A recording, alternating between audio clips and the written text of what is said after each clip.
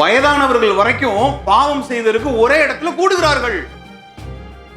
ஆமாண்ணா இப்படிதான், இதுல என்ன தப்பு இருக்கு? அதெல்லாம் பழைய ஏற்பாட்டுங்க. அப்ப பழைய ஏற்பாட்டுல தான் அப்படி நடந்துச்சு. இப்ப கிருபை கிருபை. ஆனா பேதுரு அப்படி பிரசங்கம் பண்ணல. நீங்கள் நானும் அவபக்தியாய் நடந்தோம் அப்படின்னா இதே மாதிரியே கவிழ்க்கப்பட்டு போவோம் என்பது புதிய ஏற்பாட்டு சத்தியம் என்பதாக கர்த்தராகிய இயேசு கிறிஸ்துவானவர், பரிசுத்த ஆவியானவர் பேதுரு மூலமாக உங்களுக்கு எனக்கு சபைக்கு எழுதியிருக்கிறாரு. வேத வசனம் சொல்லுது, கண்களுக்கு மையிட்டால் வேசித்தன ஆவிக்கு நாம என்ன செஞ்சிட்டு இருக்கிறோம்? பரஸ்திரியின் உதடுகள் தான் என்ன செய்யும்? தேன் கூடு போல ஒழுகும். இதுதான் கிறிஸ்தவம் நினைச்சு பாட்டு பாடிட்டு இருக்கோம், கேட்டுட்டு இருக்கிறோம்ல. அதை ரசிக்கிறோமா? நமக்குள்ள நம்மள அறியாமலே உள்ள வந்துரும். நம்ம பிள்ளைகிட்ட நம்மள அறியாமலே உள்ள வந்து அப்பிக்கணும். உபச்சார வேசித்தன ஆவி உள்ள வந்து உட்கார்ந்துரும்.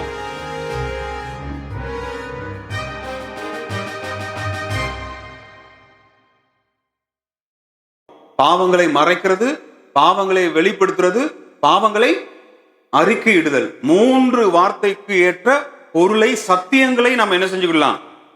சொந்த ஒப்பீனியன் அல்ல, சொந்த கருத்திற்கு ஏற்ற விதத்திலே வசனங்களை புரட்டுவது அல்ல, சத்தியங்களை நீங்கள் நான் என்ன செஞ்சுக்கிடுவோம்? ஆராய்ந்து பார்த்துக்கொள்ள முற்படுவோம். ஆண்டவர் நமக்கு இரக்கம் செய்வாராக. பாவங்களை வெளிப்படுத்துறது ஒண்ணு, பாவங்களை மறைக்கிறது, மறைக்கிறவர்கள் வாழ்வடைய மாட்டார்கள்.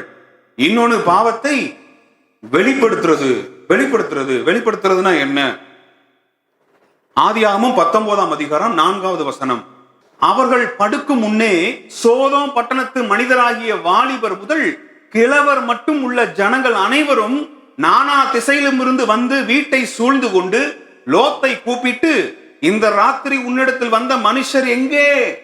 நாங்கள் அவர்களை அறியும்படிக்கு அவர்களை எங்களிடத்தில் வெளியே கொண்டு வா என்றார்கள். இந்த வார்த்தையை பாருங்களேன், இந்த வார்த்தையை பாருங்களேன். கிழவர் முதல் வாலிபர் மட்டும். எவ்வளவு பெரிய விஷயம் பாருங்க. எங்க ஒரு விஷயத்துல தப்பு நடக்குதுன்னா, ஒண்ணு நீங்கள் நானும் என்ன செய்வோம்?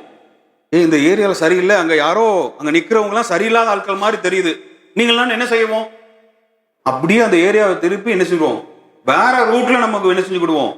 போய்க்கிடுவோம். அப்படித்தானே? அதே ரூட்ல போய் நின்று பார்த்து அங்க என்ன நடக்குது, அங்க ஒரு ஒரு அருவருப்பான ஒரு காரியம் நடக்குது. ஆனா அந்த இடத்துல நிக்கிறதற்கு யாருக்குமே என்ன இல்ல? வெட்கம் இல்லை. வெட்கம் இல்லாத வகையிலே கிழவர் முதல் வாலிபர் முதல் கிழவர் மட்டும் உள்ள ஜனங்கள் அனைவரும். என்ன வார்த்தை பாருங்களேன். சின்ன பையன்ல இருந்து வயதானவர்கள் வரைக்கும் பாவம் செய்ததற்கு ஒரே இடத்துல கூடுகிறார்கள். அந்த அளவா ஆமா நான் இப்படிதான் அப்படிங்கிறத வெளிப்படுத்துகிற இருதயத்தார். ஆண்டவர் சும்மா ஒண்ணு என்ன செய்யல, அக்கினி அள்ளி சோதோமையும் குமாராவையும் அழிக்கவில்லை. சும்மா ஒண்ணும் அழிக்கல. அவர்கள் ஆமா நான் இப்படிதான், இதுல என்ன தப்பு இருக்கு? இதுல என்ன தப்பு இருக்கு? நான் இப்படிதான். இந்த மனப்போக்கு எங்கேயாவது இருக்குதா? சோதோம் பாவம், அது பாவம் செய்யறாங்க. அருவருப்பான ஒரு சூழல் அங்க நடக்கிறதுக்காக அவர்கள் கூடுகிறார்கள், லோத்தை நெருக்குகிறார்கள். ஒரு பாவம் செய்கிற இருதயம் நீங்கள் நானும் உங்களை என்னையும் சாத்தான் தூண்டுகிறான் அப்படின்னா என்ன செய்வோம்? என்ன செய்வோம்? யாரும் இல்லாத நேரமா, யாருக்கும் தெரியாத நேரமா, பிள்ளைகளுக்கு தெரியாம, மனைவிக்கு தெரியாம, கணவனுக்கு தெரியாம பாவம் செய்ய போவாங்கல்ல. இதெல்லாம் ஒரு காலமா இருந்தது. இதெல்லாம் ஒரு காலமா இருந்தது. இன்றைய நாட்கள் அப்படி இருக்குதா? சோதோம் பாவம், பாவங்களை வெளிப்படுத்துகிறது. ஆமா நான் தியேட்டருக்கு போயிட்டு வரேன், நான் இன்னைக்கு நைட்டு நிறைய சினிமா கொட்டைகளுக்கு எல்லாம் போயிட்டு வரேன், அசால்ட்டா சொல்லிட்டு என்ன செஞ்சிட்டு இருக்காங்க? பாவங்களை வெளிப்படுத்திட்டு இருக்கிறாங்களா? ஆண்டவர் எல்லாத்தையும் பார்த்துக்கிட்டே இருக்கிறாரு. சீக்கிரம் முடிக்க போறாருன்னு பொருள். தங்கள் பாவங்களை தாராளமா வெளிப்படுத்துறது. இந்த உலகம் இன்னைக்கு அந்த இடத்துக்கு வந்துருச்சு. நீங்கள் நானும் இந்த சூழ்நிலைக்கு உட்பட்டோன்னு வைங்களேன், தேவனிடத்திலும் மன்னிப்பு பெறுவது அவ்வளவு எளிதான காரியம் அல்ல. அவ்வளவு எளிதான காரியம். ஆண்டவர் அவங்க நினையாத நாள்ல என்ன செஞ்சுட்டாரு, ஒரே நாள்ல மதியம் ஆபிரகாம்கிட்ட பேசினாப்ல, அழிக்க போறேன்னா ஊழியக்காரன் ஆபிரகாமுக்கு ஆண்டவர் சொன்னாரு. நைட்டு என்ன செஞ்சுட்டாப்ல, அழிச்சிட்டாப்ல. தேவதூதர்கள் நைட்டு அழிச்சிட்டாங்க. லோத்து 6வது வசனம், அப்பொழுது லோத்து வாசலுக்கு வெளியே வந்து தனக்கு பின்னாலே கதவை பூட்டி அவர்களிடத்தில் போய், சகோதரரே, இந்த அக்கிரமம் செய்ய வேண்டாம், இதோ புருஷனை அறியாத 2 குமார்த்திகள் எனக்கு உண்டு. இந்த வார்த்தையை பாருங்களேன். இந்த மனிதனுடைய சாட்சி பேதுருல எழுதப்பட்டிருக்குது. ஆண்டவருக்கு மகிமை உண்டாகட்டும். பேதுரு எழுதின நிருபம் 2 பேதுரு 2ஆம் அதிகாரம் 5வது வசனம் முதல், பூர்வ உலகத்தையும் தப்ப விடாமல் நீதியை பிரசங்கித்தவனாகிய நோவா முதலான 8 பேரை காப்பாற்றி அவபக்தி உள்ளவர்கள் நிறைந்த உலகத்தின் மேல் ஜலப்பிரயத்தை வரப்பண்ணி. இந்த வார்த்தையை கவனிக்கணும். நீங்கள் நானும், உங்களுக்கு எனக்கு திருஷ்டாந்தம் இதுதான். இன்னைக்கு நிறைய பிரசங்கம் இருக்குல்ல, அதெல்லாம் பழைய ஏற்பாட்டுங்க. அப்ப பழைய ஏற்பாட்டுல தான் அப்படிலாம் நடந்துச்சு. இப்ப கிருபை. ஆனா பேதுரு அப்படி பிரசங்கம் பண்ணல. ஆண்டவருக்கு கோபம் வந்துச்சு அப்படின்னா பரிசுத்தவான் நீதிமான்கள் 8 பேரை மாத்திரம் வச்சுக்குவாரு. மீதி எத்தனை லட்சம் கோடியில இருந்தாலும் அவருக்கு அது என்னது இல்ல. பழைய ஏற்பாடு அப்படிதான், புதிய ஏற்பாடும் புதிய ஏற்பாடும் அதே மாதிரி தான். அதே மாதிரியான கிறிஸ்துவை தான் நீங்கள் நானும் தெய்வமாய் வணங்குறோம். அப்படிங்கிறதற்கு ஆவியானவர் பேதுரு மூலமாக இங்க சுட்டி காட்டி இருக்கிறார். பாருங்க, இங்க சுட்டி காட்டி இருக்கிறாரு.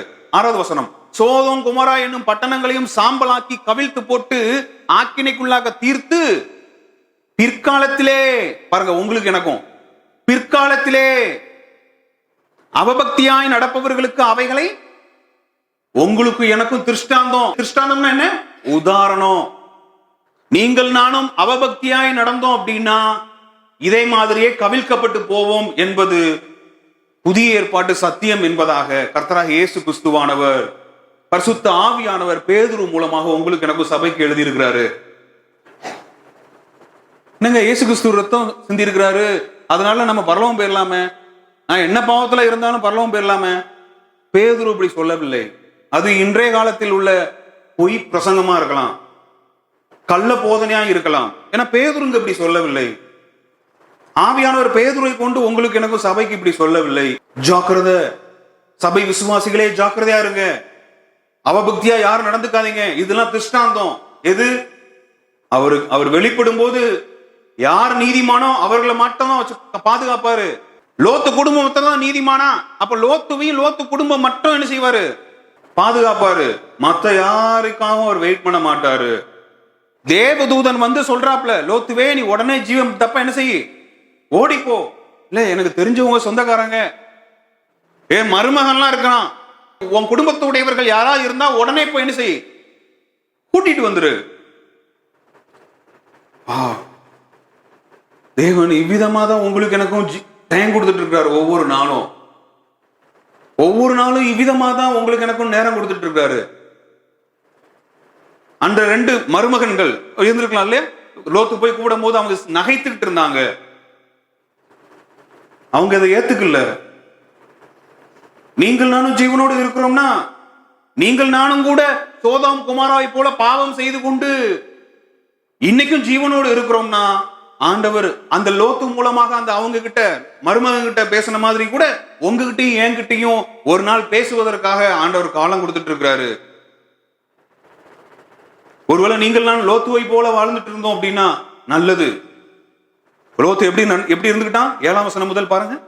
2 பேதுரு 2ஆம் அதிகாரம் 7வது வசனம் முதல், அக்கிரமக்காரருக்குள் வாசமாய் இருக்கையில் அவர்களுடைய காம விகார நடக்கையால் வருத்தப்பட்டு நாள்தோறும் அவர்களுடைய அக்கிரம கிரியைகளை கண்டு கேட்டு நீதியுள்ள தன்னுடைய இருதயத்தில் வாதிக்கப்பட்ட நீதிமானாகிய லோத்தை அவர் ரட்சித்திருக்க. நீங்கள் நான் ஒருவேளை நீதிமானா இருந்தோம் அப்படின்னா அந்த உலகத்தை நம்ம லோத்துவை போலதான் என்ன செஞ்சுட்டு இருப்போம், வருத்தத்தோட பார்த்துட்டு இருப்போம். இவ்விதமான வருத்தம் நம்மகிட்ட உண்டா, இல்ல உலகம் போற போக்குல போய்கிட்டு இருக்கிறோமா? நம்மை ஆராய்ந்து பார்த்துக் கொள்வோம். கர்த்தர் வாசலருகே வந்திருக்கிறார். அவர் வந்தார் அப்படின்னா பாவம் செய்கிற யாரையும் அவர் என்ன செய்ய மாட்டாரு? தப்ப விட மாட்டார். பாவங்களை இவ்வளவாய் வெளிப்படுத்துறது, பாவங்களை இவ்வளவாய் வெளிப்படுத்துதல்.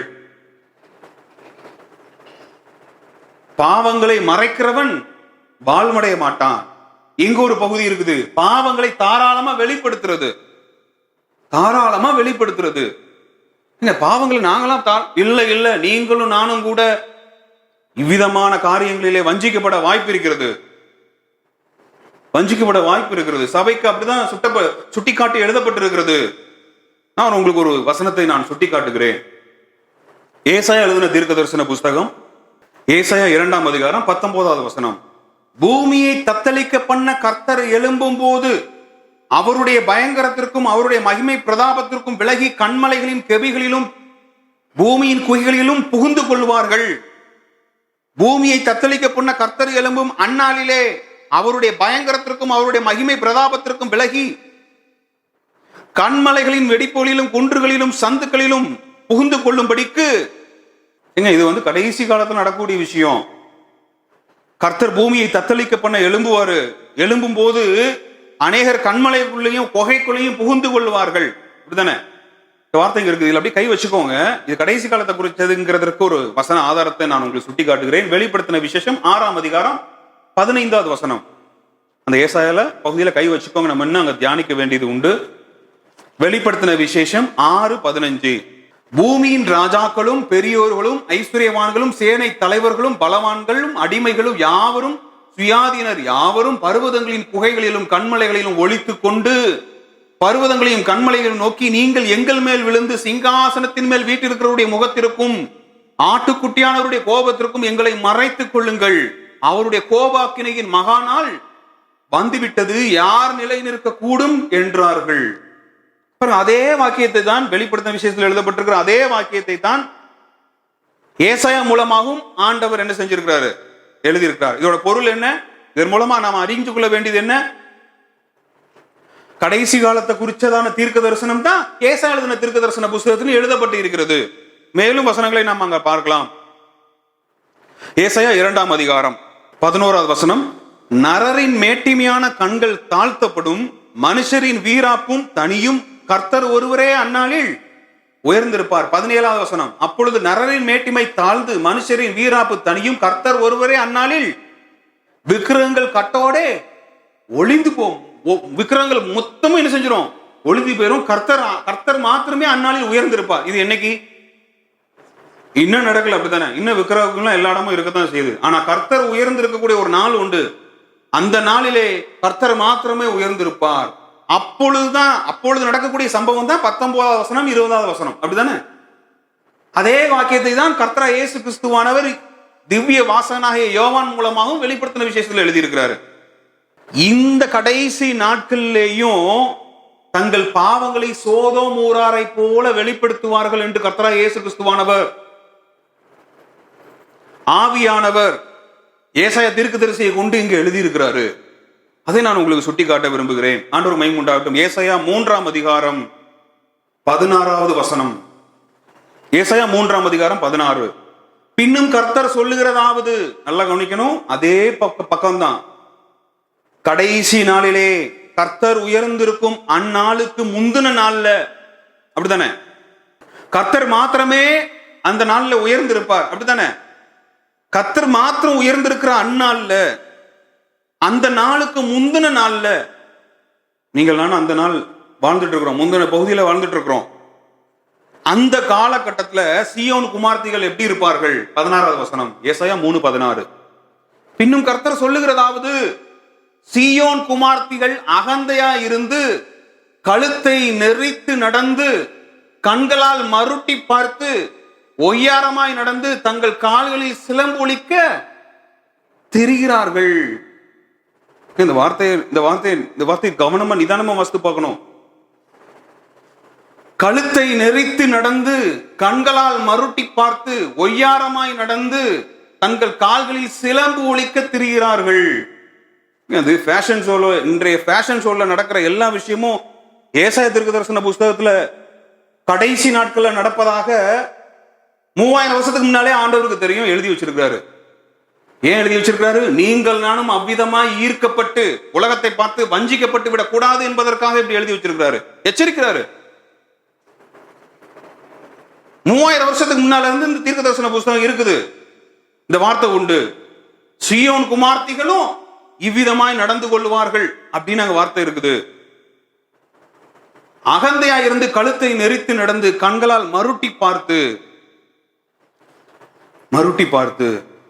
தங்களால் மருட்டி பார்த்து. 2 ராஜாக்கள் 9ஆம் அதிகாரம். நீங்கள் நானும் நினைக்கிற மாதிரி இது அவ்வளவு சாதாரண விஷயம் கிடையாது. தங்களுடைய சொத்தை வித்து, காணியாட்சியை வித்து தேவனுடைய பாதத்துல ஆண்டவரே முழுவதுமாய் உங்களுக்கு தரேன் அப்படின்னு சொல்லிட்டு ஒரு சிறு பகுதியை வஞ்சிச்சு வச்ச அந்த கணவன் மனைவியை ஆண்டவர் அடுத்த வார்த்தை பேசுவதற்கு கூட இடம் கொடுக்காம ஆண்டவர் என்ன செஞ்சிட்டாரு? அந்த ஆண்டவர் தான் நீங்கள் நானும் தொழுது கொண்டு இருக்கிறோம். உங்ககிட்டயும் ஆண்டவர் என்கிட்டயும் நீங்களும் நானும் கூட பல நேரத்துல அதே மாதிரி நடந்தும் நீங்கள் நானும் இன்னைக்கு ஜீவனம் பண்ணிட்டு இருக்கிறோம் அப்படின்னா அதோட பொருள் இயேசு கிறிஸ்துவான ரத்தம் சிந்திட்டார் அப்படிங்கிறதுனால அல்ல. இயேசு கிறிஸ்துவானவரே அங்க சொல்லி இருக்கிறாரு, இன்னும் ஒரு வருடம் என்ன செய்யலாம்? அவர்கள் வசனங்களை கொத்தி எரு போடுறேன், அவர்களுக்கு இன்னும் வசனங்களை என்ன செய்யறேன்? சுட்டி காட்டுறேன். இன்னும் அவர் வாழ்க்கையில பலதரப்பட்ட சூழ்நிலைகளை தந்தாவது அவர்களை உணர்த்துகிறேன். 1 வருஷம் பொறுமையா இரும் பிதாவாகிய தேவனே அப்படின்னு சொல்லிட்டு உங்களுக்காகவும் எனக்காகவும் பரிந்து பேசிக் கொண்டு இருக்கிறாருங்கிறது தான் பொருளே அல்லாமல் நீங்கள் நானும் மனம் திரும்பாம இப்படியே இருந்துகிட்டு இயேசு கிறிஸ்துவை வாயில மாத்திரம் அறிக்கை செஞ்சுக்கிட்டு பரமராஜ்யம் பெயரலாம் அப்படிங்கிற மாதிரியான சத்திய வேதத்துல கிடையாது. நாம அப்படியமா எண்ணிக்கொண்டு வசனங்களை நமக்கு ஏற்ற விதத்திலே நம்ம என்ன செஞ்சுக்கிட வேண்டாம், மாற்றி புரிந்து கொள்ள வேண்டாம். ஏசாயா தீர்க்க தரிசன புஸ்தகத்தில் எழுதப்பட்டிருக்கிற வார்த்தை கடைசி நாட்களில் நடக்கக்கூடிய காரியம். கடைசி நாட்களிலே சீயோன் குமார்த்திகள், கிறிஸ்தவர்கள், விசுவாச பிள்ளைகள் இவ்விதமாய் வஞ்சிக்கப்பட்டு போவார்கள் என்று என்பதாக எழுதப்பட்டிருக்குது. தீர்க்க தரிசனமாக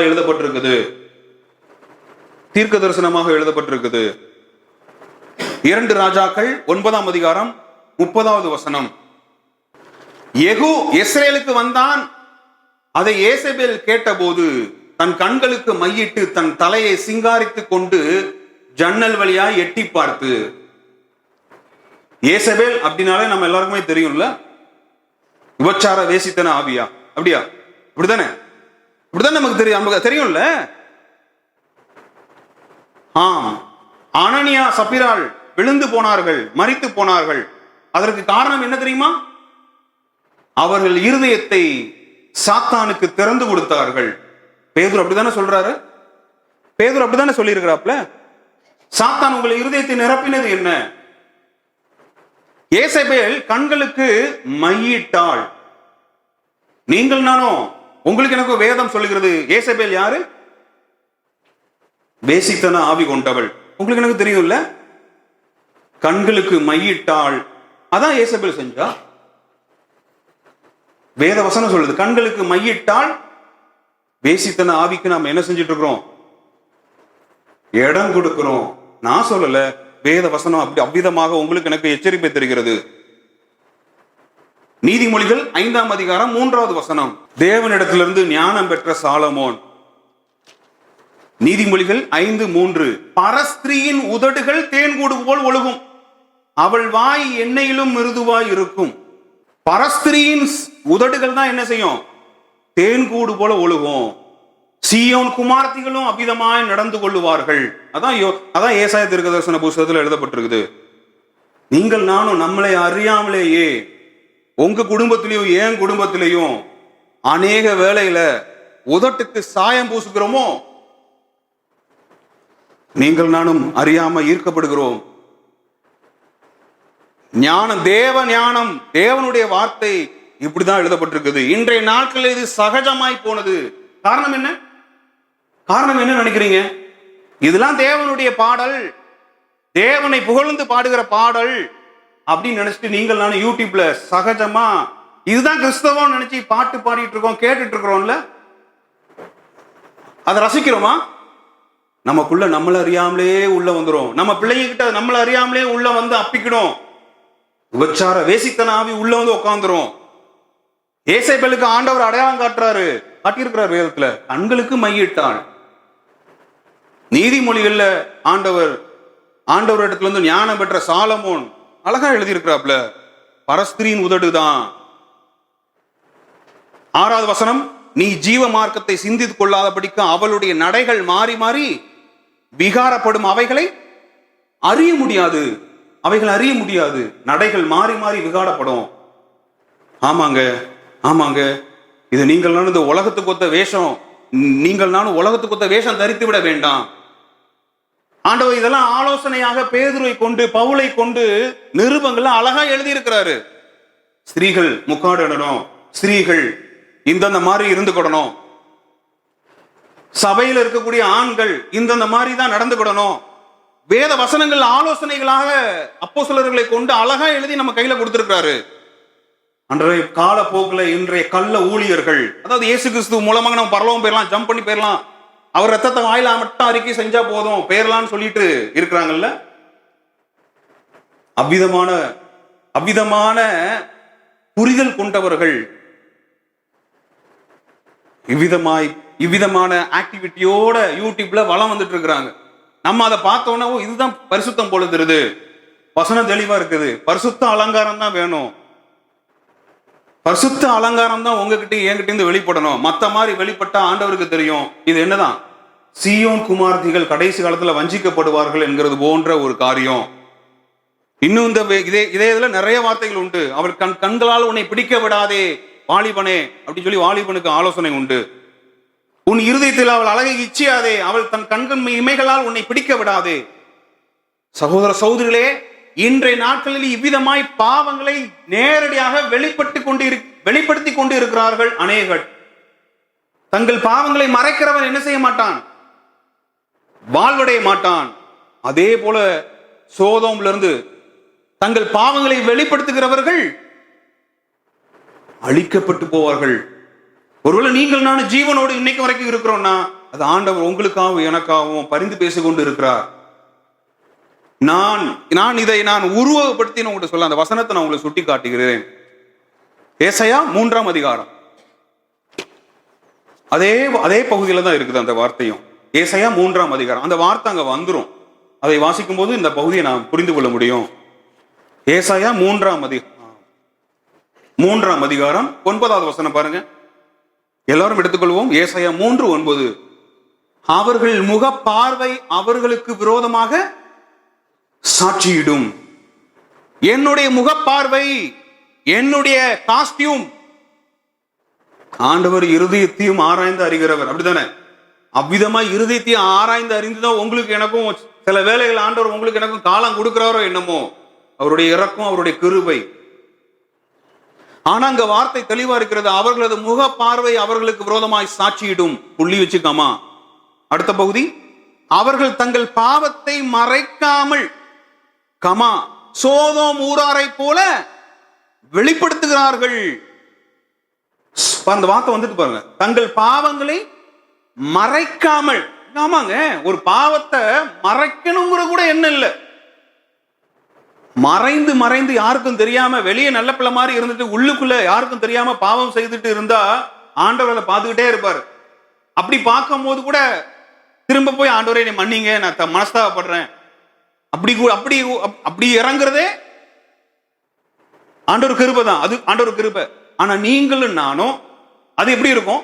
இன்னொன்னு, நான் இப்படிதான், இதுல என்ன தப்பு இருக்கு, நான் இப்படிதான். அங்க பாருங்க, சிறுவர்கள் முதல் வாலிபர் மட்டும் வெளியரங்கமா பாவம் செய்யணும், வாங்க அவனை வெளியே கூப்பிடுங்க.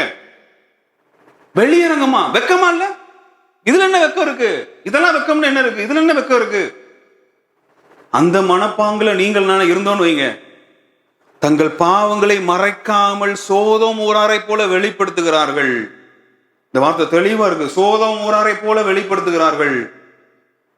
அவர்கள் ஆத்துமாக்களுக்கு ஐயோன்னு வார்த்தை இருக்கிறது. நீங்களும் நானும் ஏசேபேலை போல கண்களுக்கு மையிட்டு கொண்டு உலக நடைமுறையில் இருக்கக்கூடிய வாலிபர்களை போல வேதத்திற்கு ஒவ்வாத, பரிசுத்தத்திற்கு ஏற்றதா இல்லாத விதங்களிலே ஆடைகளையும் நம்மளுடைய ஸ்டைலையும் வச்சுக்கிட்டு இருந்துகிட்டு அதோட பொருள் என்ன? பாவத்தை வெளியரங்கமா வெளிப்படுத்திட்டு இருக்கிறோம். ஆமா, இதுல என்ன தப்பு இருக்கு? இதெல்லாம் ஆண்டவர் பார்க்கவே இல்லை. அதனால என்ன செய்யறது? முக்காடே போட வேண்டாம். இதெல்லாம் ஆண்டவர் இருதயத்தை தான் பார்க்கிறாரு. அதனால என்ன செய்யணும்? வெளியே எப்படினாலும் இருந்துக்கோ. இதெல்லாம் புதிய ரகம் உபதேசங்கள். இதெல்லாம் புதிய ரக உபதேசங்கள். நீங்கள் நானும் அவைகளை பின்பற்ற வேண்டாம். 2 பகுதி பார்த்திருக்கிறோம். பாவங்களை மறைக்கிறவன் வாழ்வடை மாட்டான். அது போலவே பாவங்களை, இதெல்லாம் பாவம் தான். வசன தெளிவா இருக்கிறது. எல்லாம் பாவம் தான், பாவம் தான். பாவங்களை வெளிப்படுத்துகிறவர்களும் ஆத்துமாக்களுக்கு ஐயோ. அவர் வெளிப்படும் பொழுது ஐயோ ஐயோவா இருக்கும். அடுத்தால இன்னொரு வார்த்தை, பாவங்களை அறிக்கையிடுதல்.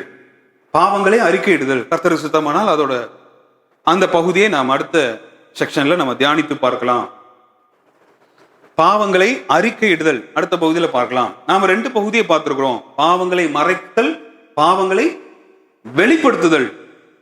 உலகம் வெளிப்படுத்துது இல்ல, கிறிஸ்தவர்களே, உலக சாயத்துல ஊறி போன கிறிஸ்தவர்களே அநேக வீடியோக்கள் போட்டுட்டு இருக்கிறாங்க நினைச்சிட்டு இதெல்லாம் கிறிஸ்து நல்ல வார்த்தைகள் நல்லா இருக்குது. இல்ல இல்ல இல்ல இல்ல, வார்த்தைகள் நல்லா இருக்குது, ஆனா ஆக்டிவிட்டில என்ன இல்ல? பேசுறது. ஆமாங்க, உங்க முன்ன ஆண்டவர் அப்படித்தானே சொல்லியிருக்காரு.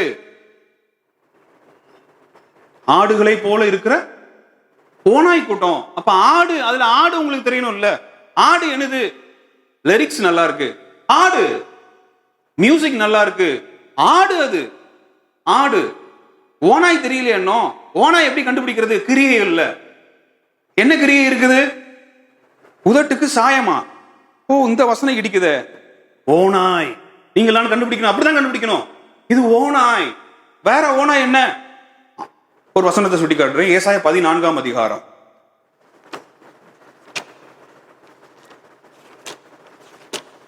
ஆடும் தெரியும், இது உண்மையான ஆடா இல்ல ஓநாயா அப்படிங்கிறது நீங்கள் நானும் இவ்விதமா கண்டுபிடிச்சுக்கிட முடியும். ஏசாயா 14ஆம் அதிகாரம் 11வது வசனம். உன் ஆடம்பரமும் உன் வாத்தியங்களின் முழக்கமும். இந்த வார்த்தையை கவனிங்க. வாத்தியங்கள் ஆண்டவர் தான் கொடுத்தாரு.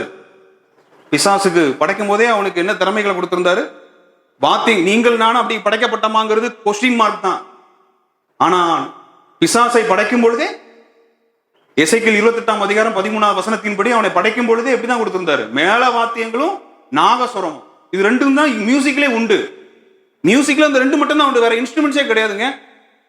மேல வாத்தியம், தாள வாத்தியம், மிருதங்கம், தபேலா, எது ட்ரம்ஸ் எதனால இருக்கட்டும், இதெல்லாம் தாள வாத்தியம். இன்னொன்னு நாகஸ்வரம், ஸ்வரம்.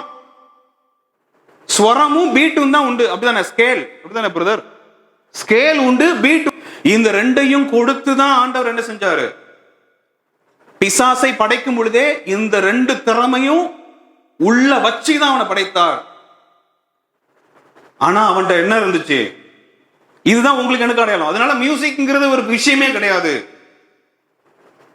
இது ஆடா ஓனாய் மியூசிக்கா? இது ஆடு மியூசிக்கா ஓனாய் மியூசிக்கா? இதுல வர்றதை எப்படி தெரிஞ்சுக்கிறது, அடையாளப்படுத்திக்கிறது? அழகா வார்த்தை இருக்குது, ஆடம்பரம்.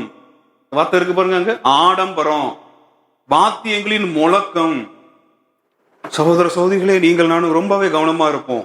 இவ்விதமான உபதேசங்களுக்கும் அவ்விதமான நடைமுறைக்கும் நீங்கள் நானும் இடம் கொடுத்துட்டோன்னு வைங்க, நம்மளை அறியாமலேயே அவர்களுடைய ஆக்டிவிட்டிஸ் எல்லாம் உள்ள வந்து உட்கார்ந்து போயிரும்.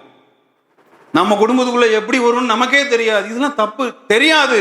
ஆனால் தேவனுடைய நீதி என்ன? தேவனுடைய சட்டம் என்ன? தேவனுடைய நியாய தீர்ப்பு என்ன? இதுதான் தேவனுடைய நியாய தீர்ப்பாய் வேதத்தில் எழுதப்பட்டிருக்கிறது. வேதத்தில் இவ்விதமா தான் உங்களுக்கு எனக்கும் எழுதப்பட்டிருக்குது. நம்ம பாவத்தை இந்த மாதிரி வெளிப்படுத்தக்கூடாது. இது உங்களை என்னையும் அழித்து போட்டுரும். சோதோம் கூறாரை போல. நான் சொல்லல, ஏசாயா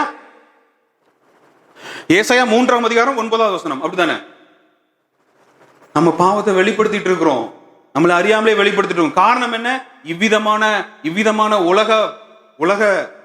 உலகத்தை சுமந்து கொண்டு இருக்கிற சபை பாடல்களுக்கெல்லாம் நீங்கள் நானே இடம் கொடுக்க வேண்டாம். பழைய பாடல்களுக்கு நம்ம இடம் கொடுப்போம். இல்லாட்டி நாமும் அவர்களை போல பாவங்களை வெளிப்படுத்திட்டு இருப்போம். இதெல்லாம் பரிசுத்தம் நினைச்சிட்டு வெளிப்படுத்திட்டு இருப்போம். இதெல்லாம் ஆசீர்வாதம்னு நினைப்போட கூட வெளிப்படுத்திட்டு இருப்போம். ஜாக்கிரதையா இருப்போம். பாவங்களை மறைக்கிறவனும் வாழ்வடைய மாட்டான், பாவங்களை வெளிப்படுத்துகிறவனுடைய ஆத்மாவுக்கு ஐயோ அப்படிங்கிறதாக வேதம் எழுதப்பட்டிருக்கிறது. அறிக்கையிடுதலை குறித்து நாம் அடுத்த பகுதியிலே நாம் பார்க்கலாம். ஆண்டவர் நமக்கு இரக்கம் செய்வாராக. ஆமென்.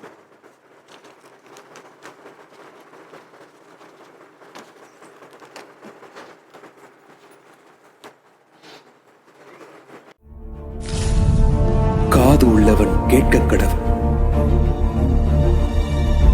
கர்த்தராகிய இயேசு கிறிஸ்து சீக்கிரமாய் வருகிறார். ஆமென்.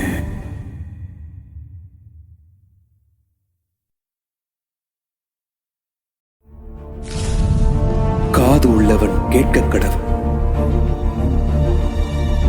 கர்த்தராகிய இயேசு கிறிஸ்து சீக்கிரமாய் வருகிறார். ஆமென்.